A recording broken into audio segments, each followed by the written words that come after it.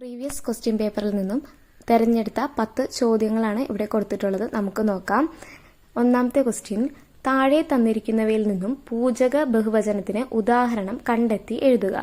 പൂജക ബഹുവചനം എന്ന് പറയുന്നത് ഓപ്ഷൻ ബി ഗുരുപാദർ. നെക്സ്റ്റ് വരുന്നത് അനലൻ എന്ന വാക്കിന്റെ പര്യായ പദം. അനലൻ എന്ന് പറയുന്നത് എന്താണ്? തീയാണ്. അനിലനാണെങ്കിൽ കാറ്റ്. അപ്പോൾ നമ്മുടെ ഉത്തരം ഏതാ വരുന്നത്? തീ. അനലൻ എന്ന വാക്കിന്റെ പര്യായ പദം തീ. പടികടത്തുക. പടികടത്തുക എന്ന ശൈലിയുടെ അർത്ഥം പുറത്താക്കുക. പടികടത്തുക, പുറത്താക്കുക. താഴെ കൊടുത്തിരിക്കുന്നവയിൽ നിന്നും ശരിയായ പദം കണ്ടെത്തുക. ഓപ്ഷൻ എ പ്രായശ്ചിത്തം. നെക്സ്റ്റ് വരുന്നത് പൂത്തട്ടം എന്ന പദം പിരിച്ചെഴുതിയാൽ അത് ഓപ്ഷൻ പൂ പ്ലസ് തട്ടം.